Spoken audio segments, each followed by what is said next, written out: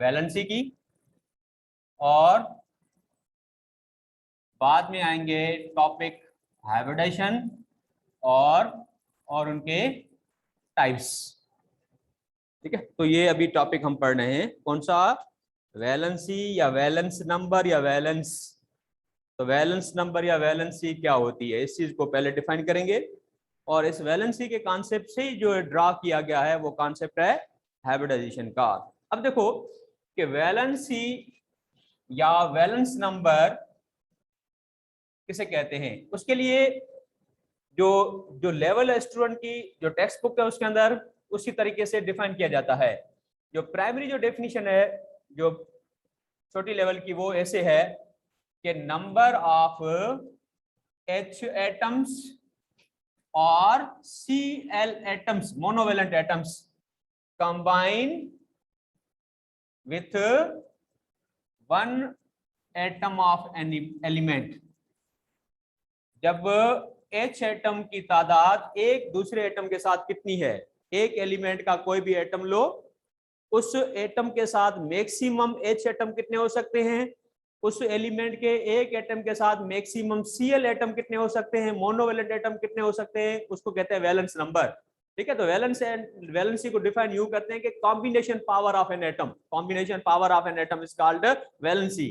लेकिन combination power क्या है कि मिसाल के तौर पे मेरे दो हाथ है, मैं दो लोगों को पकड़ सकता हूं, मैं दो लोगों के साथ जो इंटरेक्ट कर सकता हूं, या दो लोगों के साथ में हाथ मिला सकता हूं, मेरी वैलेंसी समझ को 2 है। ठीक है, या इस कमरे की छत के अंदर सपोज करो जो लगे हुए हैं, क्या कहते हैं इसको, पखे को लटकाने के लिए कुंडे, अगर 10 कुंडे लगे तो आप कह सकते हो कि इसके छत के अंदर 10 पखे जो है वो अटैच हो सकते हैं। तो इस तरह से ये जो इसकी कॉम्बिनेशन पावर होती है कि एक एटम है उसके साथ दूसरे एटम कितने जुड़ सकते हैं, तो जुड़ने की जो तादाद है वो क्या कहलाती है, उसकी वैलेंसी कहलाती है। अब ये जुड़ने की तादाद कैसे काउंट होती है, काउंटिंग इस तरह से होती है कि नंबर ऑफ H एटम्स या number of Cl atoms that can combine with one atom of element is called valence और वैलेंसी या वैलेंस नंबर। अब इसकी मिसाल है कि भाई हम लेते हैं कि ऑक्सीजन की वैलेंसी कितनी है। तो ऑक्सीजन के कंपाउंड को हमने देखा कि किस कंपाउंड के अंदर हाइड्रोजन की तादाद एक के साथ मैक्सिमम है। तो एक ऑक्सीजन के साथ मैक्सिमम हाइड्रोजन की तादाद है वो वाटर के अंदर कितनी है, 2 है। तो ये जो वाटर में ऑक्सीजन के साथ जितने एटम कंबाइन हुए हैं वो उसकी वैलेंसी है। ठीक है, अगर मैं बात करूं नाइट्रोजन की, तो नाइट्रोजन जो उसके साथ ज्यादा से ज्यादा हाइड्रोजन जो अवेलेबल है न्यूट्रल फॉर्म में वो है 3, तो हम कहेंगे नाइट्रोजन की वैलेंसी 3 है। या इसका मिसाल और लेते हैं कि नाइट्रोजन के साथ 3 क्लोरीन कंबाइन हो सकते हैं NCl3, तो 3 वैलेंसी है। आई बात समझ आपको। इस तरह से बैरियम है, बैरियम के साथ 2 क्लोरीन कंबाइन होती है, वैलेंसी 2 है। या इसकी PCl3 भी बनता है, PCl5 भी बनता है, तो इसकी वैलेंसी जो है 2 कह सकते हो कि फास्फोरस के साथ 3 क्लोरीन कंबाइन हो सकती है या 5 क्लोरीन कंबाइन होती है, तो फास्फोरस की वैलेंसी 3 भी है और ये 5 भी है। आई बात समझे आपको। या बोरान की बात करें तो बोरान के साथ 3 हाइड्रोजन कंबाइन होती है जिसकी ये वैलेंसी है। आई बात समझे। तो इस तरह से एक और एग्जांपल लास्ट में ले रहा हूं, वो कौन सा है, मीथेन का है। तो कार्बन के साथ 4 हाइड्रोजन, हमारा कार्बन जो है टेट्रावेलेंट है, ऑक्सीजन डाइवेलेंट है, नाइट्रोजन ट्राइवेलेंट है और ये कार्बन जो है वो टेट्रावेलेंट है। ये बात समझे। तो ये नंबर ऑफ वैलेंसी। ठीक है, अब यहाँ पे कि अगर हम बात करें ओवरलैपिंग की, कि भाई पॉलिस प्रिंसिपल के मुताबिक there is possibility of 2 electron in an orbital, एक ऑर्बिटल के अंदर 2 जो इलेक्ट्रॉन है वो कंबाइन, 2 इलेक्ट्रॉन जो है पॉसिबल हैं। आई बात समझे आपको। तो अगर ऑर्बिटल के अंदर 2 इलेक्ट्रॉन ऑलरेडी मौजूद है किसी न्यूट्रल एटम के पास, तो वो एटम बॉन्ड नहीं बना सकता। सपोज करो मैं हीलियम की बात करूं, तो हीलियम किसी के साथ बॉन्ड नहीं बनाएगा। क्यों नहीं बनाएगा, हीलियम का 1s में ऑलरेडी 2 इलेक्ट्रॉन्स है। अगर हाइड्रोजन के साथ बॉन्ड बना रहा है तो हाइड्रोजन के पास एक अनपेयर्ड इलेक्ट्रॉन है, तो सामने जो एटम है उसके पास भी जितने H है उतने अनपेयर्ड इलेक्ट्रॉन होंगे। सपोज करो कार्बन 4 बॉन्ड बना रहा है तो 4 पर कार्बन के पास 4 अनपेयर्ड इलेक्ट्रॉन होंगे, और जब हाइड्रोजन के साथ कंबाइन होगी तो इसकी जो है वो पेयरिंग करेगी, है ना। बात समझा रहे आपको। उस तरह से कि वैलेंसी जो है वो नंबर ऑफ अनपेयर्ड इलेक्ट्रॉन के बराबर होगी, समझे। तो इस तरह से डिफाइन कर सकते हैं कि valency means number of unpaired electrons in an atom either in the ground state or in excited state। Ground state में या एक्साइटेड स्टेट में जितने अनपेयर्ड इलेक्ट्रॉन होंगे उन अनपेयर्ड इलेक्ट्रॉन की तादाद क्या कहलाएगी? वैलेंसी कहलाएगी। अगर अनपेयर्ड इलेक्ट्रॉन है तो उसके पास ऑर्बिटल में एक एक इलेक्ट्रॉन होगा। मैं कहूं भाई कार्बन के पास 4 अनपेयर्ड इलेक्ट्रॉन है, हाँ 4 अनपेयर्ड इलेक्ट्रॉन, हमारा 4 अनपेयर्ड इलेक्ट्रॉन मींस एक सिंगल इलेक्ट्रॉन। तो 4 अनपेयर्ड इलेक्ट्रॉन है, माना 4 ऑर्बिटल इसके पास हाफ फिल्ड है। यूं भी कह सकते हो कि number of unpaired electron is equal to number of half filled orbitals. तो वैलेंसी को आप यूं भी डिफाइन कर सकते हो कि number of half filled orbitals, क्या कहेंगे इसको? Half filled orbitals is called valency. तो number of valence means number of unpaired electron in atom is known as valency, या number of half filled orbital in atom is called valency। ये बात समझे? तो इस तरह से ये कहानी मैंने आपको समझाई वैलेंसी की, ठीक है। अब इसको यहाँ पे चेक करना चाहते हैं कि वैलेंसी जो है इनकी कंप्लीट जो हम यहाँ पे देख रहे हैं वो ऑलरेडी इनके पास इतने अनपेयर्ड है कि नहीं है। माना ऑक्सीजन के पास 2 अनपेयर्ड होने चाहिए, नाइट्रोजन के पास 3 अनपेयर्ड हो, ठीक है, या बेरिलियम के पास 2 अनपेयर्ड इलेक्ट्रॉन होंगे, फास्फोरस के पास 3 और 5 अनपेयर्ड इलेक्ट्रॉन रेस्पेक्टिवली होंगे, या बोरान के पास 3 अनपेयर्ड और कार्बन के पास 4 अनपेयर्ड इलेक्ट्रॉन होंगे। ये एक्चुअली ऐसा रियलिटी में है या नहीं है? तो इनकी इलेक्ट्रॉनिक कॉन्फ़िगरेशन हम ग्राउंड स्टेट की लिखकर देखना चाहते हैं कि मिसाल के तौर पे कि भाई बेरिलियम है, तो बेरिलियम का एटॉमिक नंबर 4 है, हम लिखते हैं कि 1s2 2s2, ठीक है, ग्राउंड स्टेट में। अच्छा, इस तरह से मैं बात करता हूं कार्बन की कि कार्बन जो है, या बोरान की कि बोरान जो है उसके पास एटॉमिक नंबर 5 है, तो 1s2 2s2 2px1 2py empty है और 2pz भी एम्प्टी है, और बेरिलियम का जो है 2px एम्प्टी है। सही है। अच्छा, इस तरह से अगर मैं लास्ट में एक मिसाल समझाऊं आपको कार्बन की कि कार्बन का जो इलेक्ट्रॉनिक कॉन्फ़िगरेशन है हंसुल के मुताबिक वो है 1s2 2s2 2px1 2py1 और 2pz0। तो अब यहाँ पे देखो कि कितने ऑर्बिटल में इलेक्ट्रॉन सिंगल हैं। जितने इलेक्ट्रॉन सिंगल हैं वो उसकी ग्राउंड स्टेट में वैलेंसी है। अब देखोगे बेरिलियम के पास ग्राउंड स्टेट में कोई भी हाफ फिल्ड ऑर्बिटल नहीं है, कोई भी सिंगल इलेक्ट्रॉन नहीं है। तो जब सिंगल इलेक्ट्रॉन नहीं है, अनपेयर्ड इलेक्ट्रॉन बेरिलियम के पास नहीं है, तो हम कहेंगे ग्राउंड स्टेट में बेरिलियम की जो वैलेंसी हो क्या है? 0 वैलेंट है। No unpaired electron means 0 valency ground state में, ठीक है। अच्छा, उसके बाद बोरान है, तो बोरान के पास अनपेयर्ड इलेक्ट्रॉन कितना है? 1 है। तो ग्राउंड स्टेट में boron is monovalent. In the same sense you can say कि कार्बन हैज 2 अनपेयर्ड इलेक्ट्रॉन और 2 हाफ फिल्ड ऑर्बिटल्स, तो in the ground state carbon is divalent. समझा रही बात आपको? तो जब अनपेयर्ड इलेक्ट्रॉन जितनी वैलेंसी शो हो रही है उतनी नहीं है, मतलब कंट्राडिक्शन है यहाँ पे। जितने अनपेयर्ड इलेक्ट्रॉन है बोरान के पास कितने होने चाहिए? 3, लेकिन आप देख रहे हो कि बोरान के पास अनपेयर्ड इलेक्ट्रॉन 1 है। तो 3 हाइड्रोजन कैसे इसके साथ ओवरलैप कर रही हैं? हाइड्रोजन 3 कैसे बॉन्ड बना रही हैं? या कार्बन के पास अनपेयर्ड इलेक्ट्रॉन वहां पे 2 है ग्राउंड स्टेट में, तो कार्बन ने 4 बॉन्ड कैसे बना लिए? तो ये भी तो कंट्राडिक्शन है ना। अब इस चीज को एक्सप्लेन करने के लिए एक्साइटेशन कॉन्सेप्ट लेते हैं। क्या लेते हैं? एक्साइटेशन कॉन्सेप्ट कि ग्राउंड स्टेट में इतने इलेक्ट्रॉन नहीं है तो कोई मसला नहीं है, क्योंकि कॉन्सेप्ट ये है कि जब बेरिलियम बॉन्ड बनाता है तो उसकी एनर्जी पहले उसकी इंक्रीज होती है, ठीक है। और जब बेरिलियम की एनर्जी इंक्रीज होगी तो हम क्या कहेंगे? बेरिलियम एटम एक्साइट होगा, और एटम जब एक्साइट होता है तो इलेक्ट्रॉन एक्साइट होगा। और एक्साइटेशन ऑफ इलेक्ट्रॉन से क्या मुराद है? कि electron will jump from low energy orbital to high energy orbital, ठीक है। अब देखोगे बेरिलियम के पास कैसे होता है। ये ग्राउंड स्टेट है, मैं एक्साइटेड को एस्टेरिक लगा रहा हूं, यहाँ पे स्टार बना रहा हूं। तो एक्साइटेड में क्या होगा कि लो एनर्जी का हाई में ट्रांसफर होगा। जो लो एनर्जी कौन सा है? एस ऑर्बिटल का इलेक्ट्रॉन जंप करके चला जाएगा 2px में, तो 1s2 है, अब 2s और 2px। एक्साइट होगा तो s का इलेक्ट्रॉन ट्रांसफर होगा किसमें? p में, तो s में 1 रह गया, p में 1 रह गया। तो ग्राउंड स्टेट में बेरिलियम 0 वैलेंट है, लेकिन एक्साइटेड स्टेट में बेरिलियम के पास 2 अनपेयर्ड इलेक्ट्रॉन है, जिसको क्या कहेंगे? डाइवैलेंट है। तो ground state 0 valent, excited state beryllium is divalent. इस तरह से बोरान की बात करो, एक्साइटेड स्टेट कौन सा इलेक्ट्रॉन जंप करेगा? अब s का टू दिस वन, क्योंकि वो तो डीजेनरेट है, किसी में भी रहे p ऑर्बिटल का। तो 1s2 2s 2p(x1) था, अब 2p(y) में एक इलेक्ट्रॉन आ गया, कितने अनपेयर्ड हो गए? 3। तो बोरान जो है बॉन्ड बनाने से पहले अपने 3 इलेक्ट्रॉन अनपेयर्ड करता है, बाद में 3 बॉन्ड बनाता है, इस तरह BH3 या BCl3 या बनता है, तो ट्राइवेलेंट एक्साइटेड में।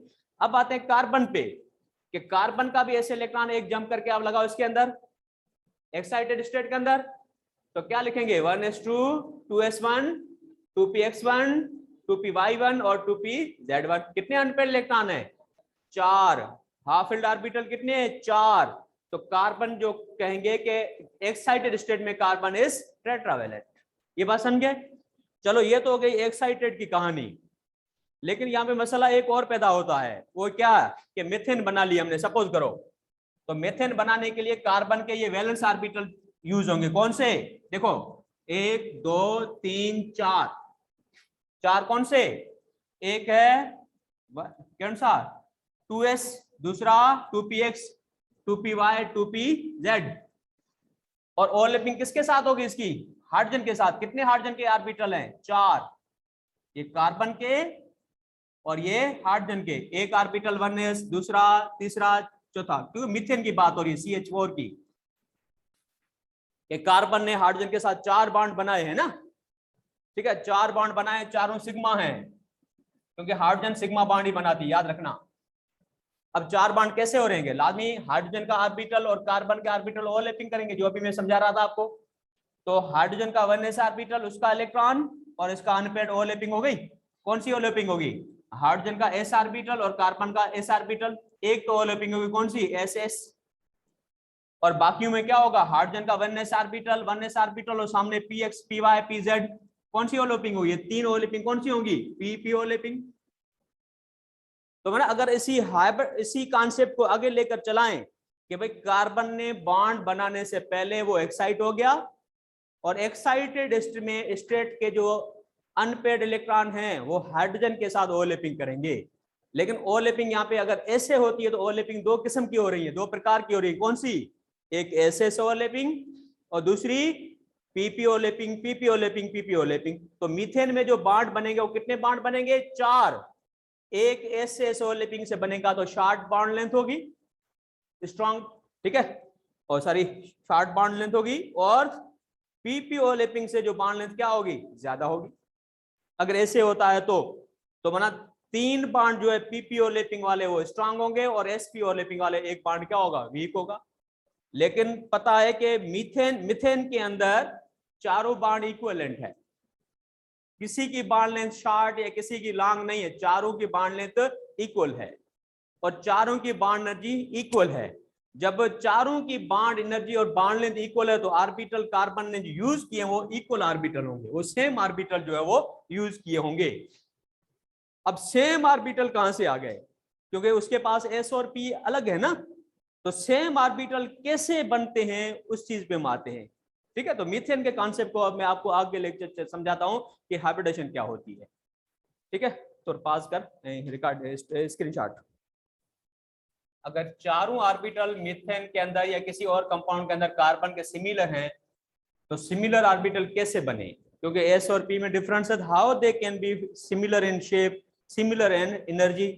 उसके लिए यहाँ पे कॉन्सेप्ट जो है वो आता है, कौन सा? हाइब्रिडाइजेशन का। हाइब्रिडाइजेशन जो है it is explained bye 2 scientist, एक है पाउलिंग और दूसरा स्लेटर। ठीक है, स्लेटर जो भी नाम है उसका। तो ये 2 साइंटिस्ट हैं जिन्होंने हाइब्रिडाइजेशन के कॉन्सेप्ट को शो किया है, समझाया है। अब देखो हाइब्रिडेशन क्या होती है। हाइब्रिडाइजेशन को अगर डिफाइन करें तो यूं है कि combination of different atomic orbitals, different atomic orbitals. Different से मुराद है, यहां पे लिख लेता हूं आपको समझाने के लिए कि डिफरेंट से क्या मुराद है, कि combination of atomic orbitals of different energy and shape, combination of atomic orbitals of different energy and shape to form new set of orbitals with same energy and shape is called hybridization। ठीक है, hybrid होना बना दो अलग species का आपस में combine होना, दो अलग किस्म के ऑर्बिटल का आपस में कंबाइन होगा, और इन अलग किस्म के ऑर्बिटल के कंबाइन होने के बाद जो हमें नई जो प्रोडक्ट मिले वो दोनों से डिफरेंट हो, लेकिन दोनों के कैरेक्टर उसमें हो, लेकिन दोनों से वो डिफरेंट हो, इसको हम कहते हैं हाइब्रिडाइजेशन। तो hybridization means the combination of atomic orbitals of different energy and shape, different energy and shape to form new set of orbitals with same energy and same shape is called hybridization। अब यहाँ पे carbon की मिसाल आपको समझा रहा था, तो कार्बन के अगर मिथेन के अंदर चारों बॉन्ड सिमिलर हैं, सेम हैं, इक्विवेलेंट हैं, तो ऑर्बिटल भी कार्बन के इक्विवेलेंट होंगे, सिमिलर होंगे। ठीक है, ऊपर तो नहीं है।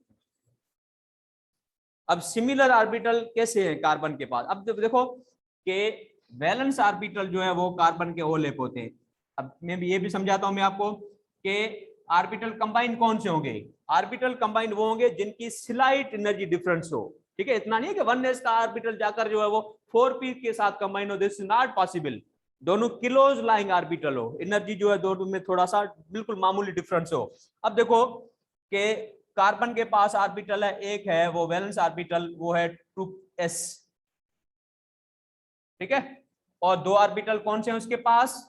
तीन, सॉरी, वो है px कह लो, py और pz। तीन ऑर्बिटल ये हो गए। अब ये तीनों जो है ये तो डीजेनरेट हैं, लेकिन ये 2s इससे डिफरेंट है।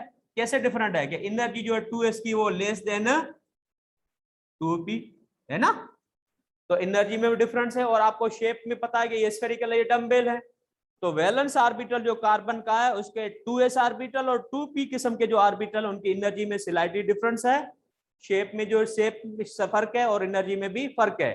तो ये ऑर्बिटल अपने आप में कंबाइन होकर क्या बनाएंगे? New set of orbitals. जब न्यू सेट ऑफ ऑर्बिटल बनेगा, उनमें जो ऑर्बिटल मौजूद होंगे उन ऑर्बिटल का जो है एनर्जी भी सेम होगी अपने आप में, और इनकी शेप भी जो है एक ही किस्म की होगी। ठीक है, और जो नए ऑर्बिटल बनेंगे उनको क्या कहेंगे? Hybrid orbital.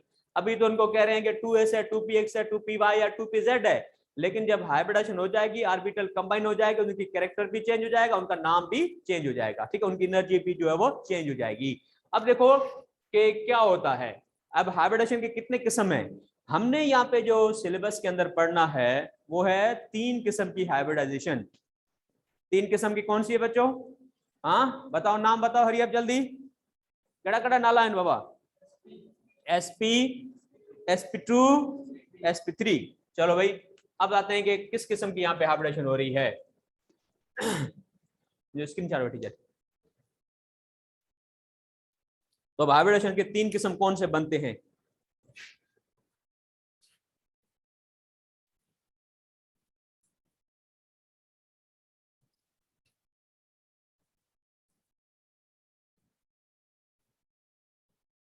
अब 3 किस्म जो ऑर्बिटल के ये बनते हैं, मैं लिखा रहा हूं यहाँ दोबारा।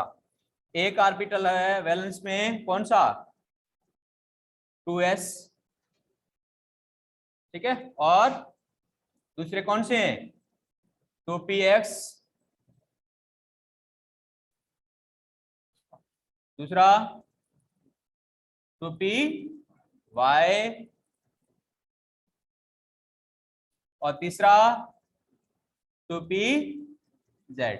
एक्स एक्सिस पे तो 2px कहलाएगा, y एक्सिस पे तो 2py, और z एक्सिस जो ये अपने आप में 90 डिग्री होती है। याद रखना कि p ऑर्बिटल जब 3 साथ होंगे एटम में तो they will form 90 degree perpendicular, mutual perpendicular होते हैं ऐसे। ठीक है, तो ये 90 डिग्री पे होते हैं ये। अच्छा, अब ये ऑर्बिटल कंबाइन होते हैं, कैसे कंबाइन होते हैं? तो मैं बता रहा हूं आपको कि कितने किस्म की हाइब्रिडेशन होती है। 3 किस्म की, 1, 2 और तीसरी। 3 किस्म की हाइब्रिडेशन होती है। एक को हम कहते हैं sp3, दूसरा क्या नाम बताया बच्चों आपने, sp2, और तीसरी sp या s1, या इसको आप कह सकते हो कि s1p3, ये s1p2, ये s1p1, sp1। अब ये हाइब्रिडेशन क्या है, नाम कैसे रखा इसका, नाम रखते हैं number of orbital and kind of orbital पे। अब कैसे कि एक ऑर्बिटल s और दूसरा p, माना जो ऑर्बिटल आपस में मर्ज हो रहे हैं, जो आपस में कंबाइन हो रहे हैं, जो आपस में हाइब्रिडेशन कर रहे हैं, उसमें ऑर्बिटल s है और p किस्म के कंबाइन हो रहे हैं, लेकिन उनकी तादाद भी, ये तादाद शो करती है कि s का एक ऑर्बिटल और p के कितने ऑर्बिटल, 3। तो जब 3 ऑर्बिटल p के और एक ऑर्बिटल s का कंबाइन होगा तो इसको कहेंगे sp3 हाइब्रिडाइजेशन। क्या कहेंगे इसको, sp3 हाइब्रिडाइजेशन क्या होती है, the hybridization in which one orbital of s and 3 orbitals of p combine together to form new set of orbital is called sp3 hybridization। अब रूल कौन सा हाइब्रिडेशन का, रूल ये है कि जितने ऑर्बिटल आपस में कंबाइन होंगे उतने नए ऑर्बिटल बनेंगे। क्या बनेंगे, नए ऑर्बिटल उतने बनेंगे। अगर कंबाइन 2 रहे हैं तो नया जो सेट बनेगा उसके अंदर नए या हाइब्रिड ऑर्बिटल 2 होंगे। अगर 3 कंबाइन हो रहे हैं तो नए ऑर्बिटल हाइब्रिड जो बनेंगे वो 3 बनेंगे। अगर 4 कंबाइन हो रहे हैं तो ऑर्बिट बना, नंबर ऑफ हाइब्रिड ऑर्बिटल या number of new orbital is equal to number of old orbitals combining. जितने कंबाइन होंगे उतने नए ऑर्बिटल्स बनेंगे। अब यहाँ पे बात कर रहा हूं कि sp3 कितने कंबाइन हो रहे हैं, 4, तो नए ऑर्बिटल बनेंगे, कितने बनेंगे, 4 ऑर्बिटल बनेंगे। अब चाहे 4 कौन से कंबाइन हो रहे हैं, कह रहा है कि sp3 बना एक ऑर्बिटल s का 2s और 3 ऑर्बिटल ये p के कंबाइन होंगे, माने 4 कंबाइन होंगे, तो इसको कहेंगे sp3 हाइब्रिड ऑर्बिशन। ठीक है, अच्छा sp3 हाइब्रिड ऑर्बिटल जब कंबाइन होंगे तो नया जो ऑर्बिटल बनेगा उसकी जो शेप है वो ये होगी, सही है, ये शेप है, ठीक है, सही है। माना पुराने ऑर्बिटल्स की जो शेप है वो डिफरेंट है, ना ये कंप्लीट s जैसा है ना ये कंप्लीट p जैसा है, ठीक है भाई। तो ये दोनों का कॉम्बिनेशन होगा, उसमें बाद में आता हूं। ये ऑर्बिटल बनकर sp3 हाइब्रिड ऑर्बिटल कहेंगे इसको। अच्छा, अब जो 4 ऑर्बिटल जो हाइब्रिड बनेगा उनका अरेंजमेंट कैसे होता है, अरेंजमेंट होता है टेट्राहेड्रल। क्या होता है, टेट्राहेड्रल। अब देखो अरेंजमेंट कैसे है कि एक ऑर्बिटल ये, ठीक है, उसकी 109 डिग्री पे दूसरा ऑर्बिटल हाइब्रिड, उसी के साथ म्यूचुअल जो 109 पे तीसरा, और इस तरह से 109 पे चौथा। ये 4 ऑर्बिटल बनते हैं। अगर मैं इसको यूं लिखूं कि एक ऑर्बिटल ये, उसके 109 पे दूसरा, 109 पे तीसरा, 109 पे उस तरफ जो है वो चौथा ऑर्बिटल बनता है। और जो अरेंजमेंट ऑर्बिटल का जो है वो टेट्राहेड्रल है, इसलिए हम कहते हैं sp3 हाइब्रिड ऑर्बिटल हाइब्रिडाइजेशन को कहते हैं टेट्राहेड्रल हाइब्रिडाइजेशन। तो हम रिपीट करता हूं कि sp3 में क्या होता है, the combination of 1 orbital of s and combination of with 3 orbitals of p, it is known as sp3, and since the arrangement is tetrahedral that's why it is called tetrahedral hybridization। Okay, ये बात समझे। अच्छा, अब आते हैं sp2। sp2 में क्या होगा, हाँ क्या होगा, sp2 means 1 orbital of s and 2 orbitals of p, और कितने नए बनेंगे, 3 नए बनेंगे। क्यों 3 नए बनेंगे, क्योंकि कॉम्बिनेशन जो हो रहा है, ओवरलैपिंग जो हो रही है वो 3 ऑर्बिटल की हो रही है, तो 3 नए ऑर्बिटल बनेंगे। अब ये 3 नए ऑर्बिटल ये हैं,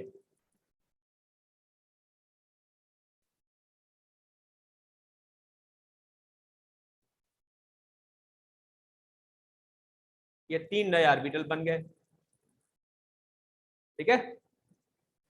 अब इनका अरेंजमेंट देखें तो अरेंजमेंट ऐसे है, 1 2 और ये तीसरा, और एंगल जो बनती है वो कितनी है, 120। इसमें एंगल कितनी लिखी थी, 109.5 प्योर अगर है तो, ठीक है ना। तो ये है 120 डिग्री। और इसकी जो अरेंजमेंट है वो क्या बनती है, ट्राइगोनल। क्या कहते हैं, ट्राइगोनल प्लेनर। तो sp2 हाइब्रिडाइजेशन में हाइब्रिड ऑर्बिटल का अरेंजमेंट होता है वो ट्राइगोनल है, तो इसलिए हम कहते हैं कि sp2 is called trigonal hybridisation.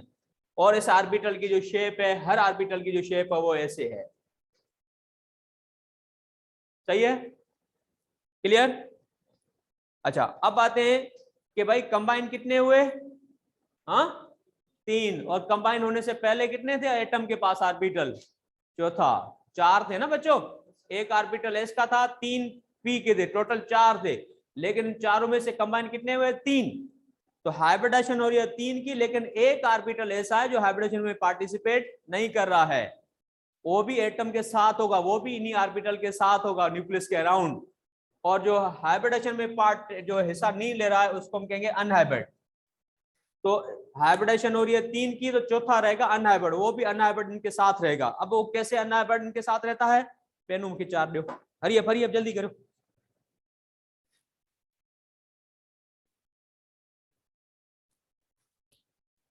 पास करिए मिनट, बन रही है ठीक है ना। sp3 हाइब्रिडेशन है, ये 4 ऑर्बिटल है, म्यूचुअल 109 बना रहे हैं। अब आते हैं कि sp2 में, sp2 में क्या है? 3 ऑर्बिटल जो है वो ये हैं, कितनी डिग्री पे है? 120 पे। ये अगर इसको ऐसे रखेंगे तो प्लेन पे, एक ही प्लेन पे है, प्लेनर है। लेकिन चौथा ऑर्बिटल जो बचता है अनहाइब्रिड, वो यहाँ पे होगा, ऐसे होगा, ठीक है ना, परपेंडिकुलर। किसके साथ? अनहाइब्रिड हमेशा हाइब्रिड पे 90 डिग्री बनाएगा। ये हाइब्रिड है, उनकी हाइब्रिडेशन पे एंगल बनती है, जो भी एंगल हो हाइब्रिडेशन पे है, 120 या 109। लेकिन अनहाइब्रिड अगर है तो वो उसके साथ क्या करेगा? इनके ऊपर परपेंडिकुलर होगा, 90 डिग्री बनाता है, ये याद रखना, 90 डिग्री ऐसे, सही है, आर पार होगा ऐसे, ठीक है। हाइब्रिड का एक रीजन होगा, एक लोब होगी, लेकिन अनहाइब्रिड के 2 रीजन या अप एंड डाउन 2 लोब होंगी, याद रखना ये। तो इस तरह से होती है sp2, ठीक है, sp2। और बाद में आते हैं कौन सी हाइब्रिडेशन है? sp hybridization. अच्छा, अनहाइब्रिड एक बचता है। अब अनहाइब्रिड जो ऑर्बिटल बचता है वो ये है। अब बोर्ड में तो आर पार तो मैं नहीं बना सकता, मैं बना रहा हूं यहाँ पे, ये अनहाइब्रिड ऑर्बिटल है, ठीक है। इनके बीच में बनती है डिग्री कितनी? 120, और इन हाइब्रिड और अनहाइब्रिड कितनी बनती है? 90। ये अनहाइब्रिड है, ओके। अब तीसरा जो किस्म है हाइब्रिडेशन का वो कौन सा है? sp2, sorry sp। sp में कितने ऑर्बिटल कंबाइन होंगे? 2। कौन से 2? एक ऑर्बिटल s का और एक ऑर्बिटल p का कंबाइन होगा। जितने कंबाइन होंगे उतने हाइब्रिड नए बनेंगे, और इनको कहेंगे sp हाइब्रिडेशन। और sp हाइब्रिडेशन में एक ऑर्बिटल ये s का, सॉरी हाइब्रिड ऑर्बिटल, और ये दूसरा हाइब्रिड ऑर्बिटल, ये 2 बन गए, 2 कंबाइन हुए, 2 नए बने, लेकिन 2 पीछे अनहाइब्रिड बचते हैं। ये क्या होंगे? परपेंडिकुलर। परपेंडिकुलर कैसे होंगे? देखो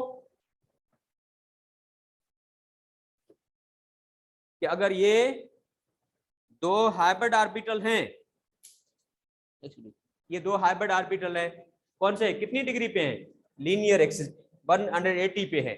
तो 2 अनहाइब्रिड जो होंगे वो क्या होंगे? ये हाइब्रिड पे क्या करेंगे? वो 90 डिग्री एक, और ये दूसरा जो ऐसे या ऐसे, ये 90 डिग्री, समझ गए? तो इस तरह से होती है हाइब्रिडेशन, कौन सी? sp, ठीक है। तो 2 हाइब्रिड होंगे तो 2 इसके पास अनहाइब्रिड होंगे। अब ये जो हाइब्रिड और अनहाइब्रिड जो हैं, ये इनको कैसे सेट करते हैं हम? देखो,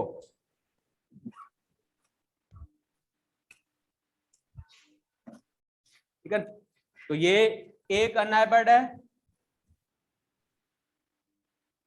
कितनी डिग्री पे इनके साथ? 90 पे। ये अनहाइब्रिड है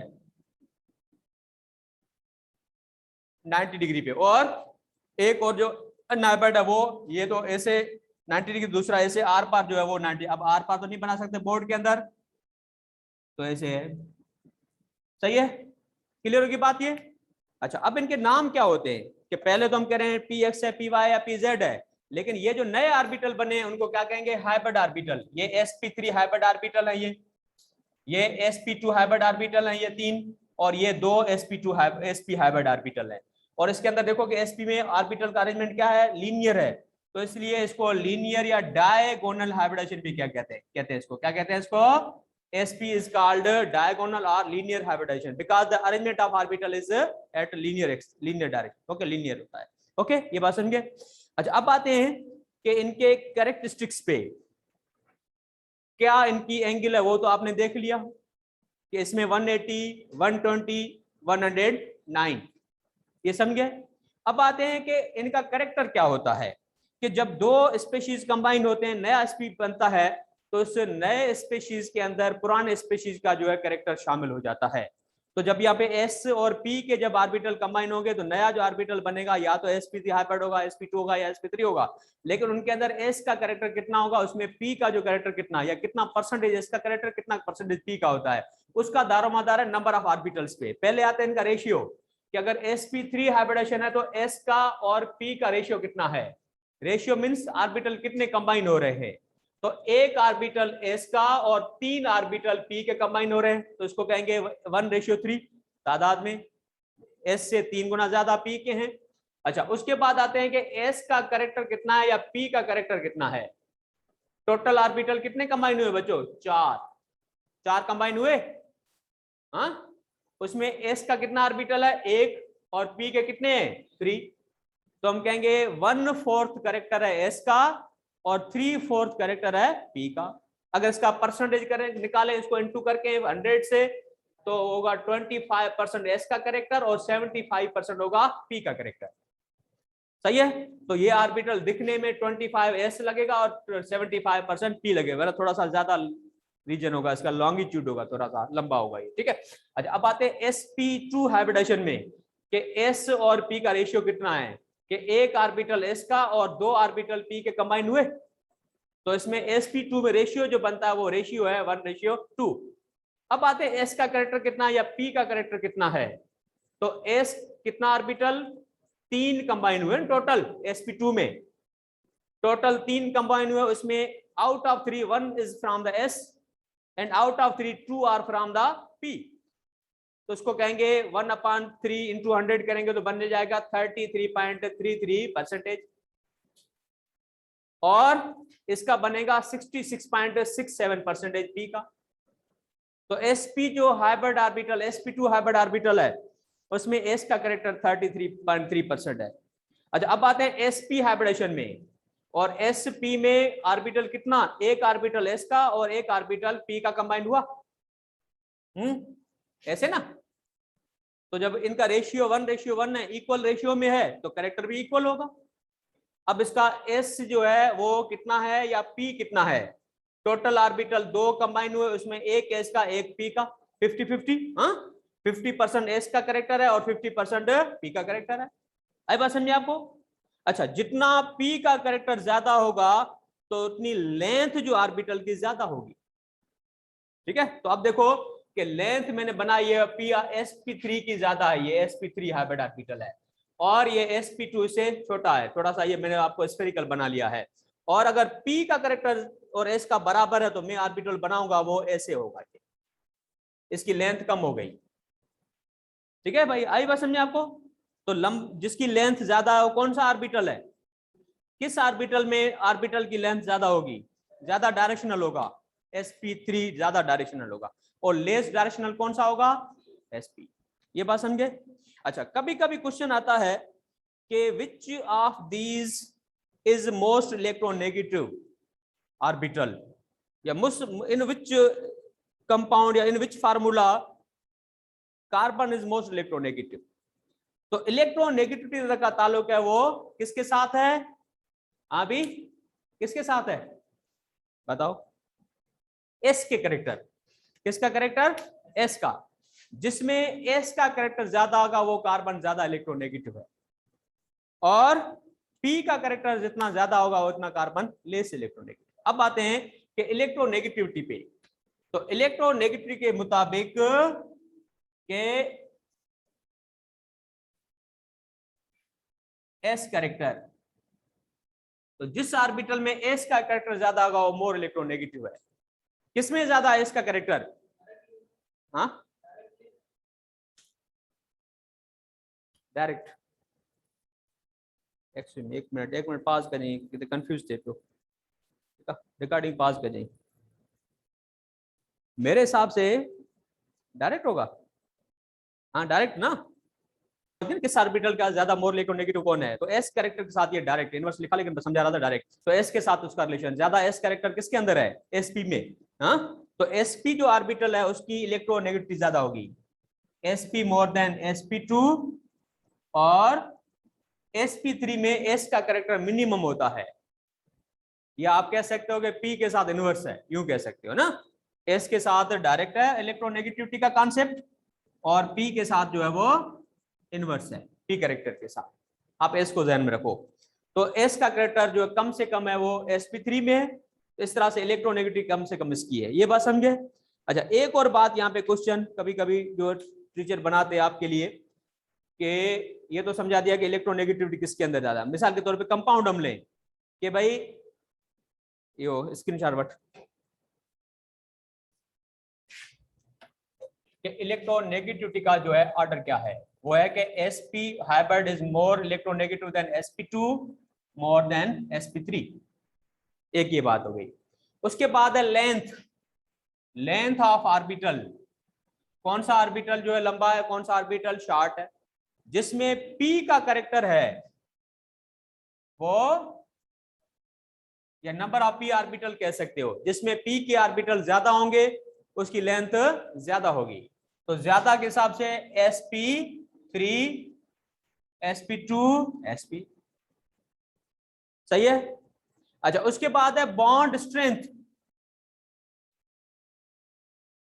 अगर कार्बन जो है बॉन्ड बना रहा है तो उसकी बॉन्ड स्ट्रेंथ किसकी होगी, bond strength is inverse two length, या आप कह सकते हो कि डायरेक्टली प्रोपोर्शनल टू इलेक्ट्रोनेगेटिविटी। तो लेंथ के साथ इनवर्स है। शॉर्ट में शॉर्ट कौन सा है, sp, तो बॉन्ड एनर्जी या बॉन्ड स्ट्रेंथ sp की सबसे ज्यादा होगी, then sp2 hybrid carbon, then sp3। तो वीक से वीक बॉन्ड होगा sp3 का होगा। मिथ आई बस में आपको। अगर हम कंपाउंड पे जाएं कि कंपाउंड जो है उसके अंदर मिसाल के तौर पे मिथेन है, इथेन है, इथाइन है, अगर इसकी बात करें तो इथाइन जो है उसका कार्बन sp हाइब्रिड है, इथाइन जो है उसका carbon more electronegative then ethene, ethene से मोर देन मीथेन या इथेन। ठीक है, यहां कह सकते हो कि अल्कीन अल्काइन, उनमें से अल्काइन का carbon more electronegative than alkene, alkene more electronegative than alkanes. आई बात समझे आपको, ये बात समझे। ठीक है, तो ये तो बात हो गई हाइब्रिडेशन और इनकी इलेक्ट्रोनेगेटिव स्ट्रेंथ की बात हो रही है। अब आते हैं एक और बात कि कार्बन जो है वो उसके पास s ऑर्बिटल और p ऑर्बिटल भी है। तो हमने पहले बताया कि वो सिग्मा बॉन्ड भी बनाता है, पाई बॉन्ड भी बनाता है। लेकिन जब हाइब्रिडेशन होती है तो कौन सा बॉन्ड बनाता है, कितने बॉन्ड बनाएगा, तो सिग्मा बॉन्ड कितने होते हैं, पाई बॉन्ड कितने होते हैं। सिग्मा बॉन्ड कितने बनाएगा, इक्वल टू अनहाइब्रिड। याद रखना अनहाइब्रिड ऑर्बिटल जो, sorry hybrid orbital, excuse me hybrid, जितने हाइब्रिड ऑर्बिटल होंगे उतने सिग्मा बॉन्ड। ठीक है, सिग्मा बॉन्ड कितने होंगे, नंबर ऑफ हाइब्रिड ऑर्बिटल। तो sp3 के पास कितने हाइब्रिड है, 1 2 3 4 हाइब्रिड है। तो हम कहेंगे जब कार्बन sp3 हाइब्रिड होगा तो सिग्मा बॉन्ड बनेंगे 4 और पाई बॉन्ड बनेगा 0। अल्केन में देखो ना sp3 है ना कार्बन, तो कोई पाई बॉन्ड नहीं होता अल्केन के अंदर। आई बात समझे आपको। अच्छा, उसके बाद जब sp2 हाइब्रिड है तो sp2 हाइब्रिड में 3 हाइब्रिड ऑर्बिटल हैं, कितने हाइब्रिड ऑर्बिटल हैं, 3। तो सिग्मा बॉन्ड बनेंगे 3 और पाई बॉन्ड बनेगा 1, अनहाइब्रिड है तो 1 पाई बॉन्ड। ये बात समझे। तो number of sigma bond equal to number of hybrid orbitals. तो 4 हाइब्रिड है तो चारों बॉन्ड सिग्मा होंगे, चारों बॉन्ड स्ट्रांग होंगे। लेकिन अगर पाई बॉन्ड बनता है तो अनहाइब्रिड की वजह से बनता है, अनहाइब्रिड पैरेलल ओवरलैपिंग करेंगे। ठीक है, तो इसलिए वो क्या बनाएंगे, पाई बॉन्ड बनाएंगे। तो इसके पास 3 हाइब्रिड है sp2 में तो 3 सिग्मा बॉन्ड बने, एक अनहाइब्रिड है sp2 में तो एक, इसलिए एक पाई बॉन्ड बनता है। उसके बाद sp3 sp में, sp हाइब्रिडेशन में आप देखो कि 2 हाइब्रिड है और 2 अनहाइब्रिड है, तो इसलिए क्या होगा, सिग्मा बॉन्ड बनेंगे 2 और पाई बॉन्ड भी बनेंगे 2। आई बात समझे आपको। तो ये हो गई हाइब्रिडेशन। अब इसके अंदर क्या याद रखना है आपको, एक तो मैंने अभी करेक्टर बताया कि हाइब्रिड ऑर्बिटल जो बनते हैं, हाइब्रिडाइजेशन के बाद जो हाइब्रिड बनते हैं वो हाइब्रिड ऑर्बिटल होते हैं, उनमें किस ऑर्बिटल का कितना हिस्सा, कितना करेक्टर होता है। सही संबंध, एक बात ये रखनी है। और दूसरा कि इनकी ज्योमेट्री क्या होती है, क्योंकि आगे जो हमारा टॉपिक है वो शेप्स ऑफ मॉलिक्यूल, और शेप्स ऑफ मॉलिक्यूल में आपको जो है ये ज्योमेट्री भी आपको ध्यान में रखनी पड़ेगी। तो ज्योमेट्री जो है sp3 हाइब्रिड होगा तो टेट्राहेड्रल ज्योमेट्री बनेगी, वो बाद में आएंगे कि लोन पेयर का इफेक्ट क्या होता है। और अगर sp2 हाइब्रिड है तो ज्योमेट्री क्या बनेगी, ट्राइगोनल। अगर sp हाइब्रिडेशन है तो ज्योमेट्री क्या बनेगी, लीनियर। ये याद रखना है, ये बात समझे। चलो, ये तो होगी हाइब्रिडेशन की कॉन्सेप्ट। ठीक है, ये तो पास का रिकॉर्डिंग थे। अब है कि valence electron of central atom, ठीक है, प्लस में monovalent atom, number of monovalent atom, number of माना मोनोवेलेंट कौन से हैं, हेलोजन या हाइड्रोजन, हेलोजन या वो लिख रहा हूं मैं आवाज के लिए, ठीक है। और प्लस करोगे आप नेगेटिव चार्ज और डिवाइड करोगे 2 से, ठीक है। Number of valence electron plus number of monovalent atom उस फार्मूले के अंदर प्लस नेगेटिव चार्ज उसकी, वो इसमें आप ऐड करोगे, ठीक है ये। अच्छा, अब मोनोवेलेंट कौन है, मोनोवेलेंट है मैं समझा रहा हूं आपको कि हेलोजन है या हाइड्रोजन, मोनोवेलेंट मींस हाइड्रोजन या हेलोजन, ऑक्सीजन वगैरह या नाइट्रोजन काउंट नहीं होगी। या अगर आपको केटाइन देते हैं तो यही फार्मूला होगा कि नंबर ऑफ वैलेंस इलेक्ट्रॉन, ठीक है, plus number of monovalent atom, और यहाँ पे अगर पॉजिटिव चार्ज है तो आप क्या करोगे, उसमें लेस करोगे, माइनस करोगे, minus positive charge divided by 2। अगर न्यूट्रल है तो ये नहीं लेंगे हम, ठीक है। अच्छा, अब ये जो फार्मूला है, इससे क्या, जो अगर आपको आंसर जो मिलता है उस आंसर के मुताबिक, अगर इनका फार्मूले का आंसर आता है, वो आंसर आता है 4, तो आंसर अगर 4 आता है तो 4 ऑर्बिटल हैं, 4 ऑर्बिटल माना 1 ऑर्बिटल एस का और 3 पी के। अगर आपको आंसर मिलता है वो 3 आता है तो 3 ऑर्बिटल होंगे, 3 माना 1 एस का 2 पी के। अगर आंसर आपके पास 2 आता है तो 2 ऑर्बिटल होंगे, एक हाइब्रिड एस और एक दूसरा, सॉरी एक ऑर्बिटल एस और दूसरा पी कंबाइन होंगे। आई बस है आपको, तो ये नंबर ऑफ हाइब्रिड ऑर्बिटल 4 माना sp3, 3 हाइब्रिड ऑर्बिटल sp2, अगर 2 है तो एक एस और एक पी का है। आई बस समझे आपको, तो ये फार्मूला है, इसके मुताबिक कैलकुलेशन करते हैं। अब आते हैं इसकी एग्जाम्पल पे। मैं पूछूं आपसे कि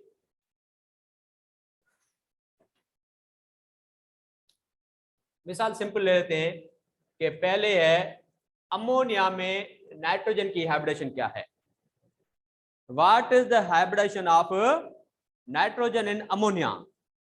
तो आप ये फार्मूला अप्लाई करो जो लिखा ना अभी कि number of valence electron central के, सेंट्रल माना नाइट्रोजन जिस एटम की मालूम करनी उसके वैलेंस इलेक्ट्रॉन लेंगे। तो नाइट्रोजन 5th ग्रुप का है तो उसके पास वैलेंस इलेक्ट्रॉन कितने बचो, 5, सही। चलो ये हो गया। अब इसमें क्या ऐड करना है आपने, number of monovalent atoms, number of monovalent atom माना hydrogen, chlorine, fluorine, bromine, iodine, ये। तो यहाँ पे हाइड्रोजन है आपके पास, कितनी एच है, 3, तो मोनोवेलेंट 3 है, वो इसमें आप प्लस करो। और क्या करोगे, या तो प्लस चार्ज है या माइनस चार्ज है, ये तो न्यूट्रल है, कोई चार्ज नहीं है, तो ये ना ऐड करोगे ना प्लस करोगे, कुछ नहीं करोगे, डिवाइडेड बाय 2, ठीक है। कितना आ गया, 5 + 3 8, 8/2 4, 4 माना, तो नाइट्रोजन है वो कौन सी है यहाँ पे, sp3 हाइब्रिड है। 4 ऑर्बिटल हैं, 4 ऑर्बिटल बना, एक हाइब्रिड एस का, बल्कि एक ऑर्बिटल कंबाइंड हुआ एस का, और 3 बन गए, 4 हाइब्रिड बने, सही है ये। अच्छा, अब आते हैं कि मिसाल के तौर पे अमोनियम आयन, अमोनियम आयन में नाइट्रोजन की हाइब्रिडेशन क्या है, पास करें रिकॉर्डिंग के, नाइट्रोजन की हाइब्रिडेशन क्या है, सिमिलर फार्मूला कि नाइट्रोजन जो वैलेंस इलेक्ट्रॉन कितने बचो, 5, प्लस क्या करोगे मोनोवेलेंट, मोनोवेलेंट कौन है यहाँ पे, H एटम है, H एटम कितने यहाँ पे, 4, सही है। अब केटाइन है, केटाइन में क्या लिखा हुआ है कि माइनस करो प्लस चार्ज, प्लस चार्ज कितनी इसके ऊपर 1 है, वो प्लस की माइनस करेंगे, इसमें से -1, ये चार्ज है +1, वो इसमें मैंने कम कर दी क्योंकि इलेक्ट्रॉन लॉस हो गया, इलेक्ट्रॉन कम हो गया। तो टोटल जो इसके वैलेंस ऑर्बिटल में इलेक्ट्रॉन है, वैलेंस शेल में ऑर्बिटल, उसको ऑफ करेंगे, उतने पेयर बनाएंगे, उतने पेयर बनाएंगे तो इतने हाइब्रिड ऑर्बिटल है, बस में आपको। अच्छा, 5 + 4 9, 9 - 1 8, 8/2 4, तो हम कहेंगे अमोनियम आयन के अंदर भी नाइट्रोजन sp3 हाइब्रिड है, ठीक है।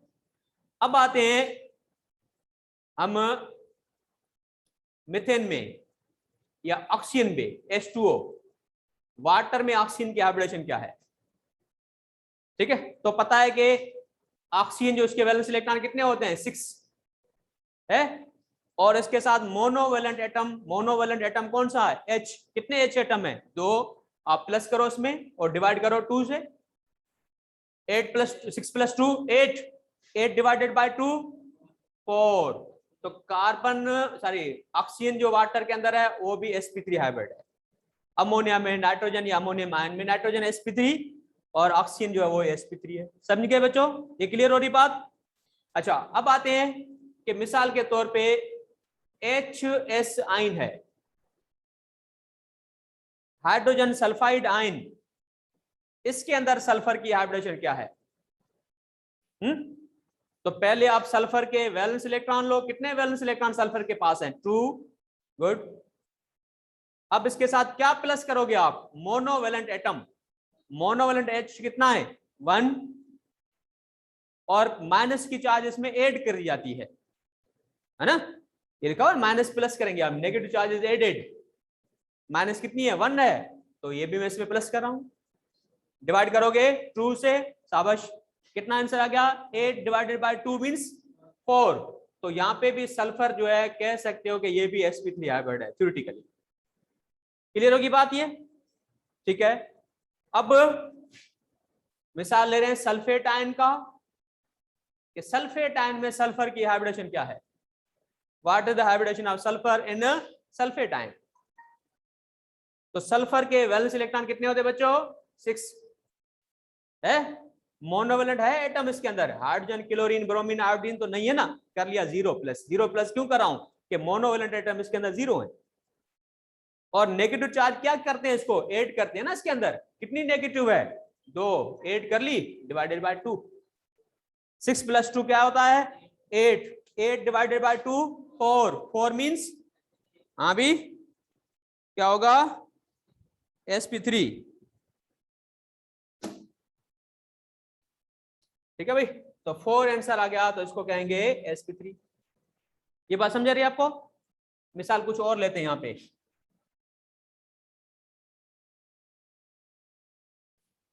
नाइट्रेट आयन, ठीक है ना। तो नाइट्रेट आयन में नाइट्रोजन का हाइब्रिड स्टेट क्या है? तो नाइट्रोजन के पता है कि वैलेंस इलेक्ट्रॉन कितने बच्चों? 5। मोनोवेलेंट कोई इसके अंदर है?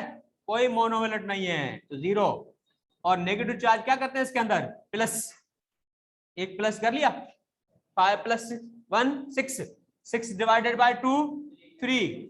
3 आंसर आता है, तो sp2, 3 ऑर्बिटल, sp2 हाइब्रिड। ये बात समझा रही है आपको? क्लियर है ये? ठीक है। अब आते हैं कि BH3 या BCl3 लिख रहा हूं यहां पे, ठीक है। तो BCl3 की हाइब्रिडेशन क्या है? बोरान की हाइब्रिड स्टेट क्या है? तो बोरान के पता है वैलेंस इलेक्ट्रॉन कितने होते हैं? 3। 3 ग्रुप का है ना, तो 3 वैलेंस इलेक्ट्रॉन।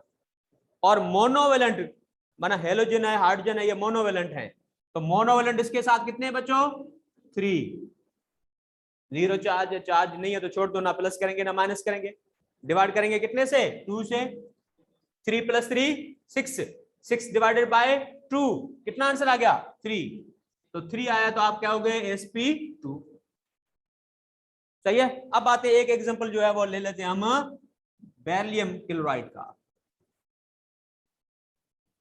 ठीक है। अब बेरिलियम क्लोराइड की जो हाइब्रिडेशन बेरिलियम की क्या है ये देखना है, कि बेरिलियम के पास वैलेंस इलेक्ट्रॉन कितने होते हैं? 2, क्योंकि 2a ग्रुप का है। और मोनोवेलेंट इसके साथ कितने हैं? 2 क्लोरीन के। डिवाइड करोगे 2 से, 2 + 2 4। 4 डिवाइडेड बाय 2, क्या आंसर आएगा? 2। और आंसर 2 आता है, तो 2 ऑर्बिटल होंगे, कौन सा? sp। अब ज्योमेट्री बता सकते हो आप? हाँ, बता सकते हो ज्योमेट्री, कि अमोनिया sp3 हाइब्रिड टेट्राहेड्रल, बाद में आएंगे कि इसकी एक्चुअल पिरामिडल हो, उसकी दूसरी बात है, ठीक है। थ्योरेटिकल हम बात करेंगे, लोन पेयर का काम से बाद में लेते हैं। तो sp3 है तो टेट्राहेड्रल, sp3 है टेट्राहेड्रल, sp3 है टेट्राहेड्रल, sp3 है टेट्राहेड्रल। अब sp3 टेट्राहेड्रल, समझे? अच्छा, ये हाँ ट्रायगोनल, ये हाँ ट्रायगोनल प्लेनर, ये लीनियर, sp लीनियर, ठीक है। एक मिसाल ले लेते हैं यहाँ पे, कार्बोनेट आयन मिसाल के तौर पे CO3 2-, ठीक है। कार्बोनेट आयन की ज्योमेट्री क्या है? हाँ, तो पहले हाइब्रिडेशन लो, कि कार्बन जो उसके वैलेंस इलेक्ट्रॉन कितने होते हैं? 4। मोनोवेलेंट माना हाइड्रोजन हेलोजन वो नहीं है, 0। और माइनस की चार्ज इसके अंदर क्या करते हैं? प्लस करते हैं, कितनी? +2 / 2। 2 + 4 6। 6 डिवाइडेड बाय 2 कितना आंसर आ गया 3 3 तो बना sp2 हाइब्रिड है। तो कार्बन यहाँ पे कार्बोनेट आयन का वो sp2 हाइब्रिड है और sp2 हाइब्रिड होगा तो ज्योमेट्री क्या होगी इसकी ट्राइगोनल होगी। गुड शाबाश ठीक है बाबा। तो इस तरह से आपको क्वेश्चन दिए जा सकते हैं कि किस में किस किस्म की हाइब्रिडेशन है। तो ये आपको ध्यान में रखना है कि उसके valence electron plus monovalent atom charge है माइनस है तो उसमें ऐड करने इलेक्ट्रॉन गेन किए तो उसके अंदर शामिल हो गए। आई बात समझे आपको ठीक है।